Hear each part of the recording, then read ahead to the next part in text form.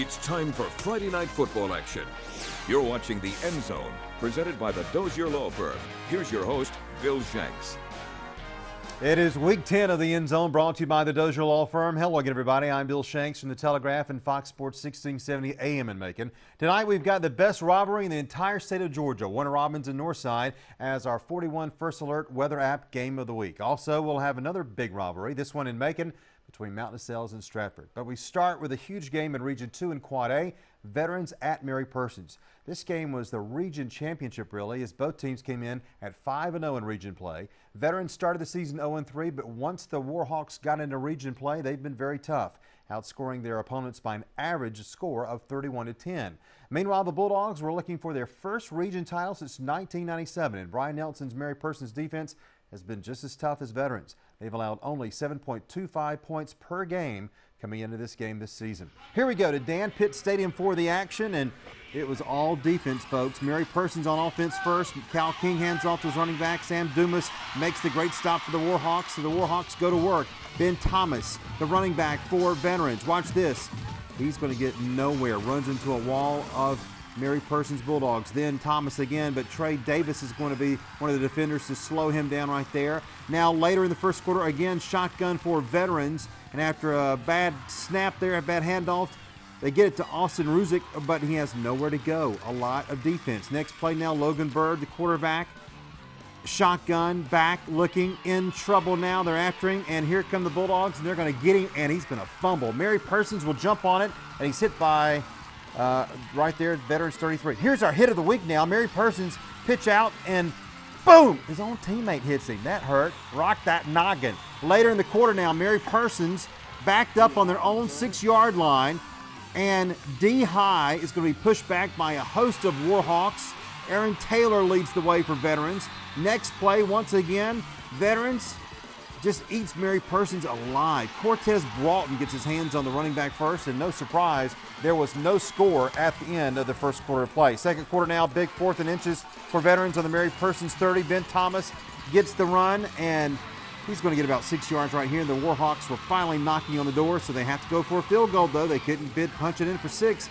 Tim Yowson comes in and nails the 35-yarder right there, and it's up and good.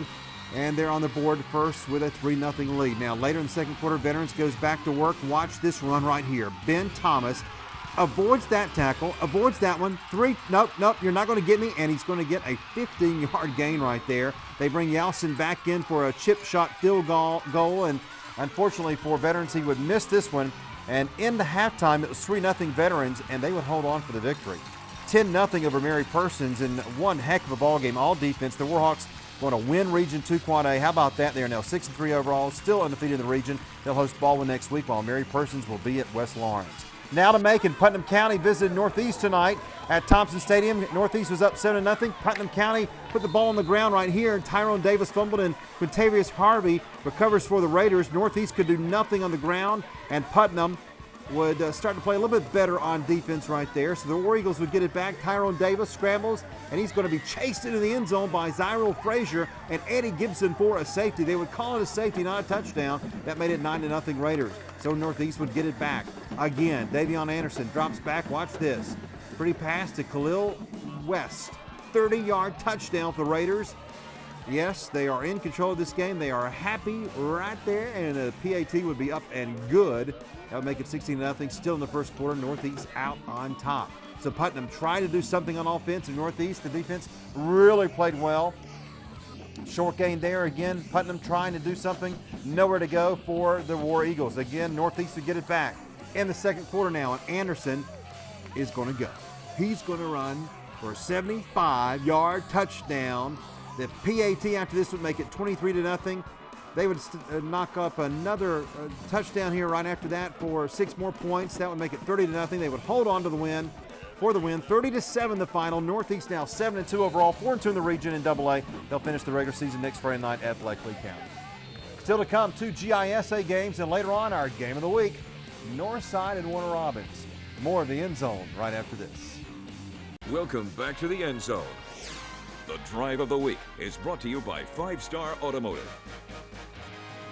Welcome back to our show. Now to another big rivalry game, Mount DeSales at Stratford. The Cavaliers were kind of like the Warhawks from earlier. They lost their first 5 non-region games to start the season and have gone undefeated in region play. They've outscored their opponents 106-20 in those 3 games. Stratford was in a place in the driver's seat in Region 2 AAA last week with a win over Tattnall by 1 point. The Eagles had won 4 straight coming into tonight's game. Here we go, back for the highlights of this game. At Eagle Field, the Cavaliers took the field first, and here come the Eagles with all the fans and the parents cheering them on here. Stratford would go to work first. John Mitchell, the quarterback, back looking for number 6, Thomas Williams. He's going to get the first down inside the Cavs 40-yard line. Nice play there. Then 4 plays later, Mitchell is going to drop back looking for Jonathan Hefner. And nope, didn't get it, but as a flag, pass interference, they get another try, and they get it done this time. Mitchell, Hefner, touchdown. He got it, and it was 7-0 after the PAT. Stratford out on top. Mount DeSales could not move it, so Stratford would get it back. 3rd down here on this play, Mitchell to Hefner. Oh, but he couldn't hang on right there. Stratford would have to try to kick a field goal on this next play, but it would be wide right.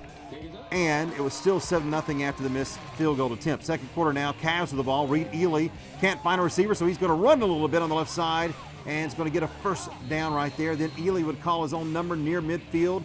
Again, he's going to scoot through the middle, 45, near the 40, inside the 40 to the 35, down to the 26-yard line for a first down. Then Ely back looking, full extension. Will Jones can get it, just missed it right there, but Ely would connect on this one. Carson Leatherwood gets it around the 15 and will run it in there. Nice play for the 6 points. Touchdown Cavaliers, and it was 7-7. Stratford now will get the ball back, and Mitchell will hand off to Austin Devaney, and he is going to go. He gone. 47 yards. Eagles would be in control. It was 14-7 at halftime, Stratford, and they would hold on to win 28-14. They are now 7-2 and remain undefeated in the region. Cavaliers fall to 3-6 for their first region loss. Now to Tattnall as the Trojans try to bounce back after that tough loss to Stratford with Heritage in Macon. Plenty of people trying to avoid the raindrops. Here we go. Tattnall with the ball already up 7-0 on their own 30. Lane Watson hands off to Jonathan Ward, and he is going to take off for a long 55-yard gain all the way down to the Heritage 16-yard line. Watson again would get going. He's going to drop back. There you go. We got it. And watch this pass. Jake Allen's got it in the end zone for the score. 6 points, great play there for Tattnall. They're back on the board again. The PAT would be up, and it would be no good by Tevin Rogers. So it was 13-0 early in the second quarter. All right, Heritage takes over on their own 16. Brad Mackey hands it off to David Breedy. He's going to get a nice run about 30 yards into Tattnall territory right there. And then a couple of plays later, Mackey shotgun, gets a screen pass to Matthew Burns. He's going to get a first down. Next play now, Mackey again. He's going to get into the end zone for this one. Peyton Henson will score. Nice catch there for Heritage. That made it 13-7 after the PAT coming up by Carlisle Taylor. And it's 13-7. Here is our 5-star drive of the week. Tattnall goes to work. Watson hands off to Ward, who's going to get about 8 yards. Then Watson again to number 34, J.J. Battle. He's going to get a few up the middle. And then Watson again to Ward, who's going to burst up the middle for about a 7-yard gain. Again, Ward, this time a little bit longer run. How about 20 yards right here on this play right here? And then they're going to go in the air. Watson back, looking. Again, Jake Allen, a bomb, and he's open. 20-15, and he's going to get in there for the end zone. That was our 5-star drive of the week. And after the PAT, that made it a 20-7 game, 13-point lead, and Tattnall would hold on. 38-14 is the final. They win over Heritage. They are now 7-2 and play at Mount DeSales next Friday night. Okay, stand by for the game of the week. Warner Robins and Northside right after this. You're watching the End Zone with Bill Shanks on 41 NBC. Welcome back to the End Zone. The hit of the week is brought to you by JT Hanna Promotions. People in Valdosta may argue that the Valdosta-Lowndes County game is the best rivalry in the state of Georgia, and there are undoubtedly other city rivalry games that would be on the list. But There's just nothing like Warner Robins and Northside. The history between these two schools and the success of the programs is really unparalleled. And this year, once again, two great teams. Northside, undefeated coming in. They had won 39 straight regular season games, and many believe they were the best team in 5A. Warner Robins has only one blemish on the record, a loss 2 weeks ago to Houston County. The Eagles have a 13-4 record against the Demons going back into the mid-90s. Here we go to a packed, I mean packed, McConnell Talbert Stadium. Here come the Eagles first in their road whites, and the Demons wearing all red, and there we're off. Here we go. Warner Robins scores through the first quarter. Second quarter now, Caden Johnson finds Marquez Callaway on the screen for the first down. Next play, Johnson keeps it. Read option, takes it for 7 yards, and he is in there for the score. Extra point made it 7-0. Demons out on front. Next drive, Northside. Glenn Smith gets the toss, and he's going to scoot up the middle for about a big gain there to the Demons 20. 2 plays later, a little trickery. Marcus Ivory pitches to Smith, who's going to throw it and has a man in the end zone. Shamir Mitchell there, nope, knocks it down for the Demons. What a play right there. 2 plays after that, Isaac Rivera gets the Eagles on the board with a 38-yard field goal, and that made it 7-3, and it stayed that way through halftime. Third quarter now, still 7-3. 3rd and 5 for Northside. Ivory, shotgun, is going to hit as he throws, and there's Collins Jones for the pick 6. What a huge turnover right there for Warner Robins. That made it 14-3. Demons out on top. Back came Northside. Ivory, Jermon Weaver, 36 yards in the pass, and he's going to get all the way down to the 1-yard line. Can't get it in there, but the next play, Willie Jordan will get it in there. Up the middle for the score, and that made it 14-10. Warner Robins still on top of Northside. Warner Robins had to punt on their next drive, so it went back to Northside. 3rd down, Ivory rolls to his right. Tipped, and it's going to be intercepted by Callaway, and Warner Robins back in business. Another huge turnover. Same drive now, 4th quarter now, 4th and goal at the 1. They give it to Jacob Jamerson for the score. Warner Robins is up 28-10, and how about this? 28-18.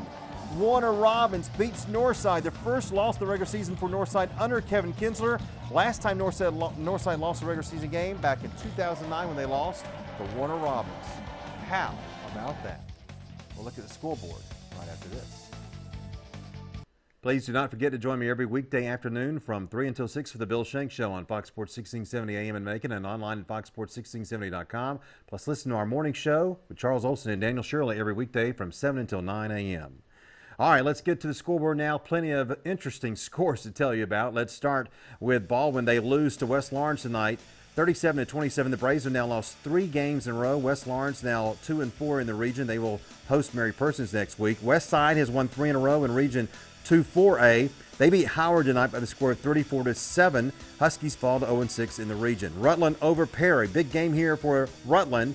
This is really a battle for that final spot in Region 2 Quad A. 48-31 the final there. Perry has now lost 3 games in a row. Jackson all over Central tonight by the score of 38-21.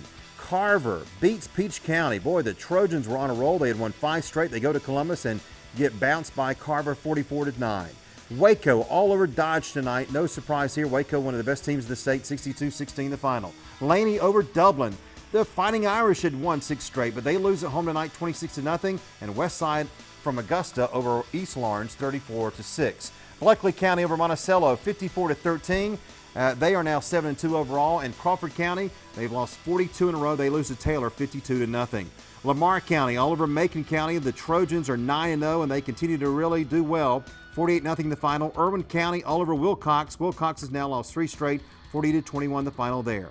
Johnson County over Wheeler County tonight. 43-7. The Trojans are now 9-0. Hawkinsville over Marion County. This is kind of a surprise here. Hawkinsville's won 3 straight. Marion County came in undefeated. They have now lost 1 game. FPD all over Warren County, 42-24. They have won 5 straight games. Hancock Central all over Twiggs, 66-14. Westfield over Pinewood, 25-0. And John Millich over Gatewood, 38-7. And again, Veterans beats Mary Persons, Stratford over Mount DeSales, and Warner Robins beats Northside tonight in high school football action. That's our broadcast. We'll close out the regular season next week. Thank you for being with us tonight. I'm Bill Shanks. For all of us at 41 NBC, good night.